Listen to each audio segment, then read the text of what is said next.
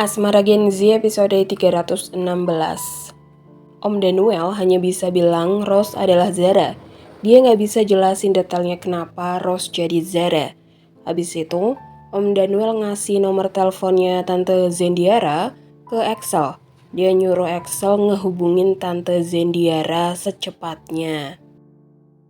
Setelah pulang dari penjara, Devon minta Axel nemuin Tante Vel dulu sebelum ke Omik, dan interaksi itu dilihat sama Omik dari atas.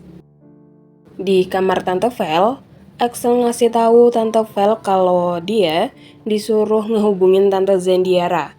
Tante Vel yang udah takut banget, bingung, lelah gitu, dia cuma pengen anak-anaknya selamat.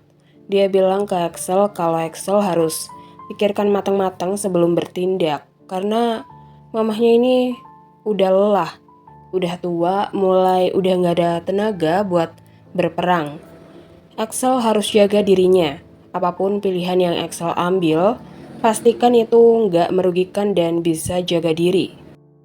Di sini Tante Vel sampai nangis. Dia udah kehilangan suaminya, Maximian, dan dia gak mau anak-anaknya juga kena. Itu alasan kenapa Valerian masih patuh sama Omik. Selain dia harus jadi putri yang baik, dia juga harus jadi ibu yang bisa ngejaga keselamatan putra-putranya. Sebenarnya di sini menurut aku ya, yang paling menderita itu Tante Vel. Karena selain dapat tekanan dari Omik, suaminya juga meninggal dan dia harus jadi ibu yang ngejaga keselamatan anak-anaknya gitu. Dia juga nggak bisa ngelakuin apa-apa selain patuh sama Omik. Omik jadi kayak gini itu karena luka yang dimiliki Omik. Udah 2 dekade Omik ngerawat dan ngebesarin Danuel sama Ares, tapi nggak dianggap. Bahkan nama belakang Alferic pun nggak dia dapetin. Dan yang terparah, dia cuma dapetin 5% dari harta Alferic. Jadi dia ngerasa kalau jasanya ke keluarga Alferic itu nggak ada artinya. Luka itu yang ngebuat hati Omik beku dan jadi kejam seperti sekarang. Dia jadi gak punya rasa empati gitu sama orang lain, termasuk cucu-cucunya sendiri dan anaknya atau menantunya. Devon yang dengar rencana Axel mau ngehubungin Tante Zendiara, langsung lapor ke Omik. Dia lakuin ini karena dia takut rencana ini bakal makan korban lagi kayak bapaknya, yang ia curigai meninggal karena dieksekusi Omik karena berkhianat sama Omik. Devon gak mau kehilangan mamahnya karena rencana ini. Makanya pas ditanya Omik siapa aja yang tahu rencana ini, dia bilang cuman Axel yang tahu, tanpa nyebutin nama mamahnya. Dan beralasan kalau tadi Axel ke kamar mamahnya cuma mau nengok, bukan mau apa-apa. Misalnya kayak ngatur rencana gitu. Bahkan Devon juga nggak ngasih tahu Matthew mengenai rencana ini. Dia pikir akan lebih baik jika hanya sedikit orang yang tahu. Untuk itu, saat Axel nelpon Tante Zendiara dan bilang kalau dia Axel, koneksinya tiba-tiba langsung putus. Karena Omik nyuruh tim IT Kasarius buat ngebatasin panggilan Axel. Meskipun Tante Zendiara coba ngehubungin Axel lagi berulang kali, begitupun Axel tetap nggak bisa. Akhirnya Tante dia nelpon Zara kalau Axel tadi nelpon dia. Karena itu, geng elit bakal kumpul di ruko. Habis itu Tante dia nelpon Danuel buat mastiin semua ini. Terus Danuel juga bilang kalau Ares dan Cassandra udah ada di Indo. Axel nemuin Omik, dia lapor kalau nggak ada hal yang bisa dilaporin karena Om Danuel ngira dia ada di pihak Kasarius. Omik tahu Axel bohong, makanya dia udah antisipasi ini dari awal.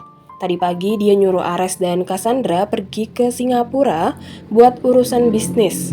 Cassandra awalnya nolak karena besok malam ada lelang, tapi akhirnya dia nurut juga pergi ke Singapura. Dan benar aja, setelah pulang dari penjara, Axel langsung cari Tante Cass dan Om Ares. Dan akhirnya dia tahu dari Matthew kalau Tante Cass dan Om Ares pergi ke Singapura. Dia langsung ngehubungin Om Ares dan Tante Cass, tapi Omik selalu selangkah lebih maju dari cucu-cucunya. Sejak Om Ares dan Tante Kes berangkat ke Singapura, dia langsung mutusin koneksi mereka biar Axel nggak bisa ngehubungin mereka. Setelah bicara sama Axel, Omik minta Blade ke ruangannya. Aku takutnya jangan-jangan Axel mau dieksekusi lagi sama Omik. Karena Omik kan tahu dia bohong. Geng elit tiba, di situ Harry sama Akila sebelum ngomong mereka mengamati dulu apa yang lagi terjadi dan mereka berdua cuman pakai kode mata aja, mereka udah paham satu sama lain. Tante dia langsung bilang kalau ada kabar baik dan buruk. Kabar buruknya, Axel telepon, tapi tiba-tiba mati. Tante dia hubungin balik nggak bisa. Dan kabar baiknya adalah Tante Kes dan Om Ares udah balik ke Indo. Mereka ada di rumah Alferic. Sementara, Axel minta pelayan buat beliin dia kartu baru tapi nggak atas nama dia dan bayarnya pakai tunai. Biar nggak ketahuan Omik gitu.